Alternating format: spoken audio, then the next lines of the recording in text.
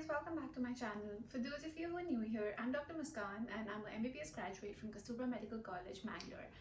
I graduated in April 2022 and I gave my PLAB 1 in February 2022 while I was an intern in KMC Mangalore, and I have my PLAB 2 booked for September 2022.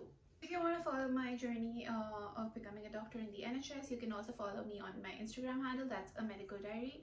I will link the link in the description box below. So a lot of you had asked me to make a video for visa, so like the whole process about visa, how to get the visa, what kind of visa do we require for PLAB 1 and PLAB 2, and the whole process.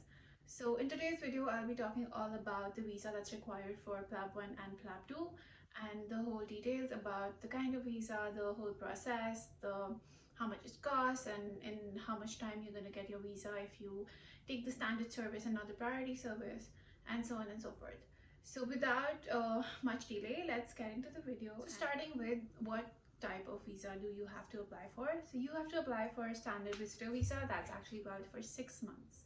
Where to apply for visa? So you have to apply on the VFS Global website. I'll link the website in the description box below so you can actually take a look at it. What is the cost of the visa? So I applied my visa in May 2022 and I actually applied for priority service, so I got my visa in a week to 10 days time.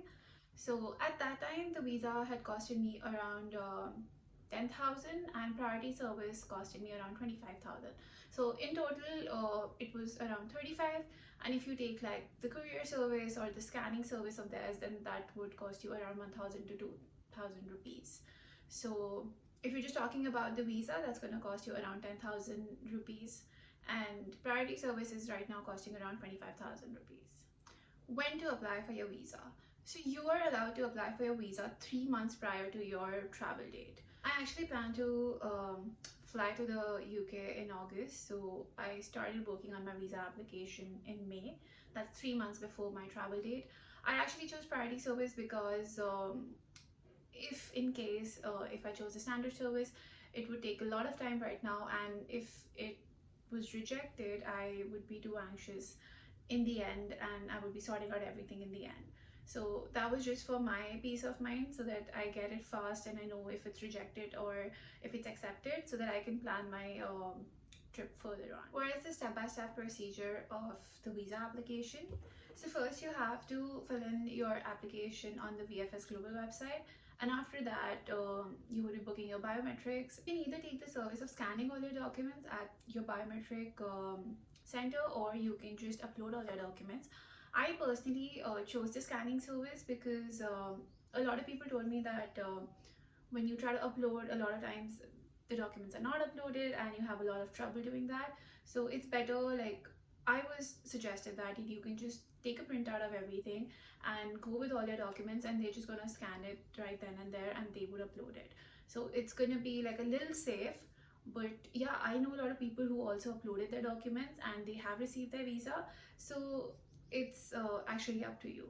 So when you go to your biometric center, you're given a token and there you would have to wait for your turn. So when it's your turn, you go and either you give all your documents for scanning service, or they're just going to ask you the purpose of your visit and they're going to ask you for your passport for proof. And after that, you would be given another token number where you would be waiting for your biometrics. Then you would have to like give your biometrics, they'll take a picture, and approximately it takes around 10 to 15 minutes. It's not it doesn't take a lot of time. It's a very small procedure there at the biometric center. Also make sure you reach your biometric center on time, especially if your center is Delhi. There's a lot of line, and just take in account the traffic, and just my advice would be just reach your biometric center around like half an hour early. That's gonna be better. What are the documents required for your visa? So I'm just going to divide that into like subheadings, how I divided in my cover letter. So first and foremost, your cover letter is like the main thing, where you are telling them in detail your stay, your accommodation, why you're planning on staying in the UK, and also like your purpose of visit, and you would be describing like each and every event. So your whole timeline of your stay in the UK. So that is important because a lot of times the VFS people do not see the application which you actually upload on the VFS Global, and that doesn't have everything in detail. And when you also provide the documents, there are like hundreds of pages of like documents of like your sponsor, of yourself, so they don't really have the time to proofread like all the documents for everyone, because they're gonna have like hundreds and thousands of applications. So at times they just like read the cover letter and it has everything, so it kind of like supports your document. It's easier, and I do not know anyone who's got the visa without a cover letter. So my tip would be, please write your cover letter properly, and proofread it like multiple times. And a lot of times when you only proofread it, you understand that, you know, where you're wrong and where you can like improvise. So first thing, cover letter. Second thing is proof of identity. So obviously you're going to be like providing them with your passport. You can also, if you're from India, you can attach your Indian ID card, that's your Aadhaar card. I actually provided them with my passport and my Aadhaar card copy.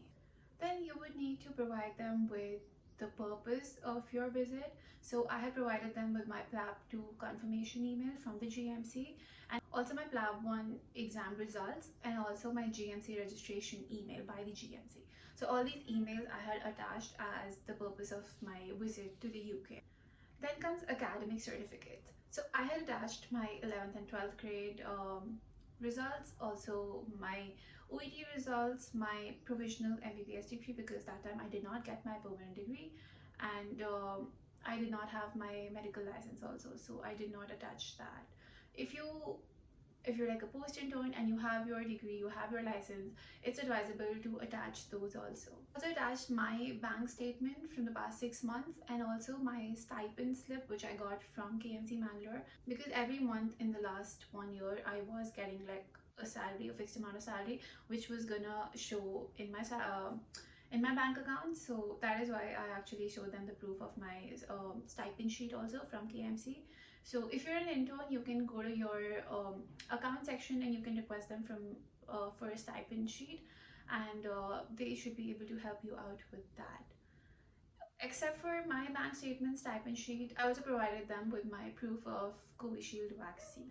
So then comes sponsors documents. So I had mentioned that my trip would be sponsored by my father, so I had to upload, and I had to like mention everything about my sponsor.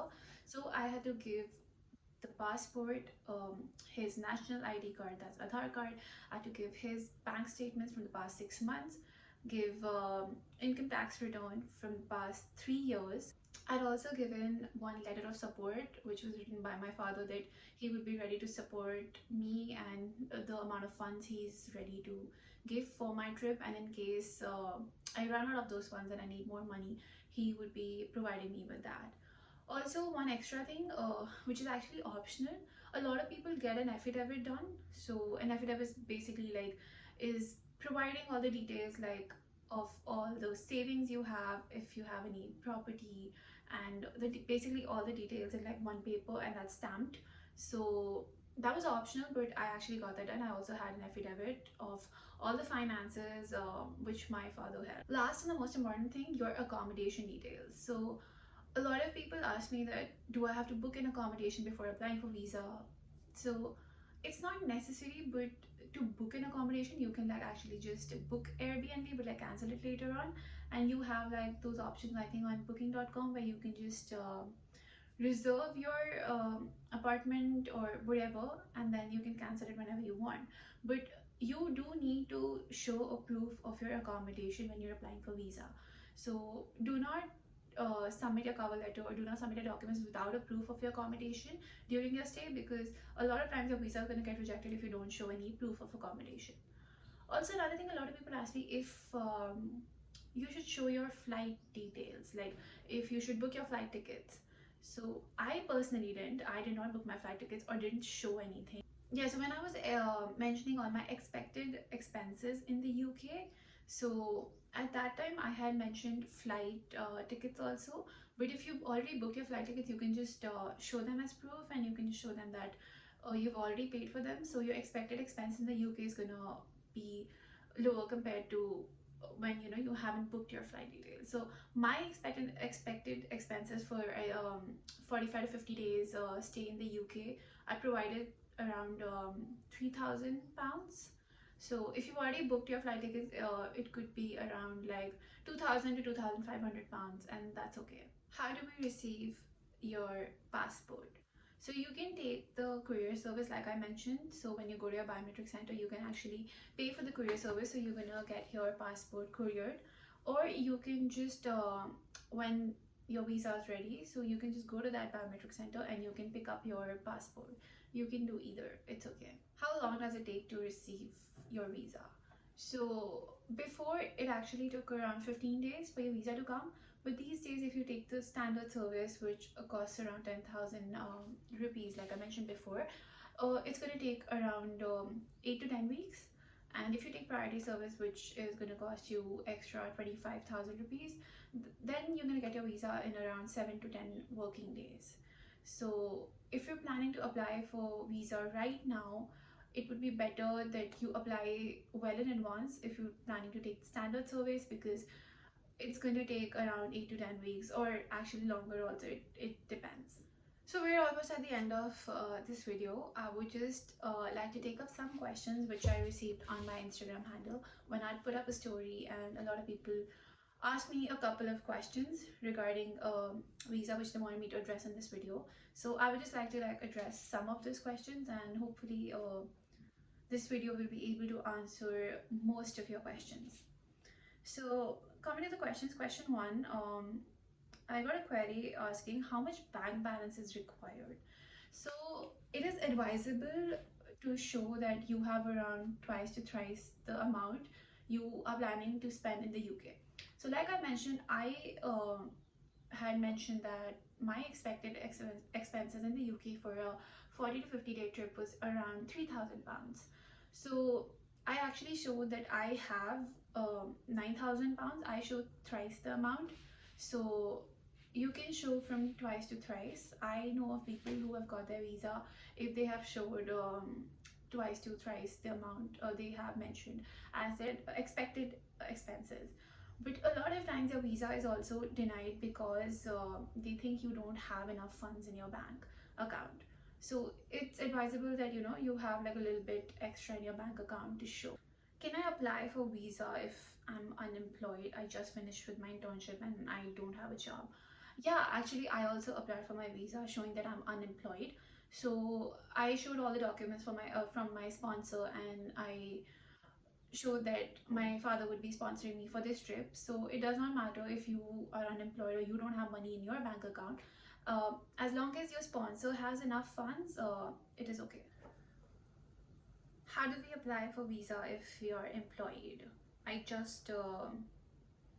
I finished my internship a year ago and I'm right now working in the government setup. So yeah, if you are working in a government setup or a private setup and you're employed, so you need to be giving them a letter of appointment. So the starting when you are appointed as RMO or any other, like wherever you're working in whichever branch, you need to provide them with a letter of appointment. You also need to provide your salary slip for at least like the past 6 months. So if you're a government employee, you have to provide them with the NOC that they do not mind you going and giving the exam. If you're a private employee, you need to provide them with a leave letter. So if you are taking a leave for like whatever time, like 40-50 days you're going to be staying in the UK, you need to also give them the leave letter. If you're resigning, you can give your resignation letter also. Do I need to get the visa application done by an agent? So yeah, I get this question a lot. I do not think you need an agent.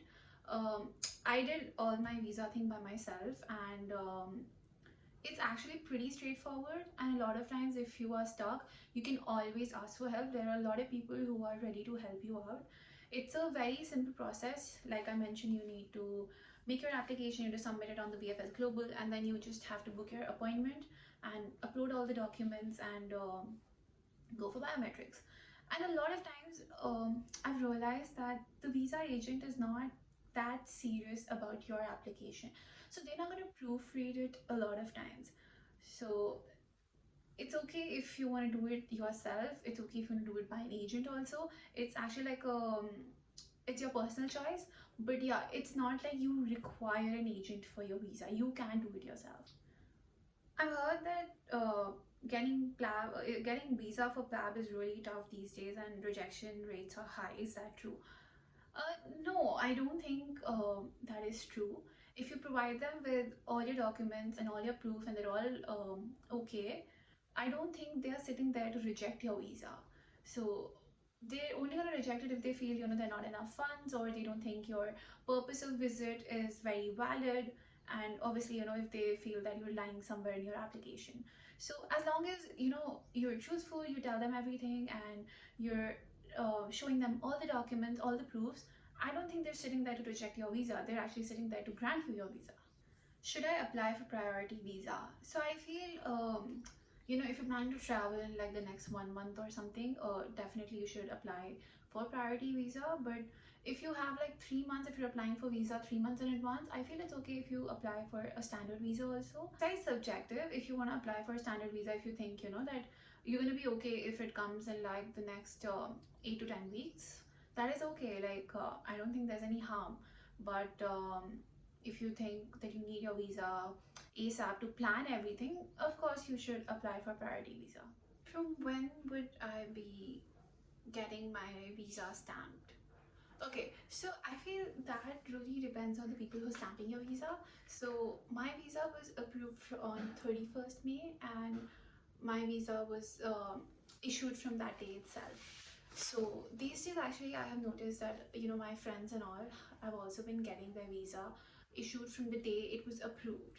But before, when I spoke to a lot of my seniors, their visa was issued a day or two before their intended travel date. So I feel that just depends on the person who is stamping your visa. So make sure you plan ahead.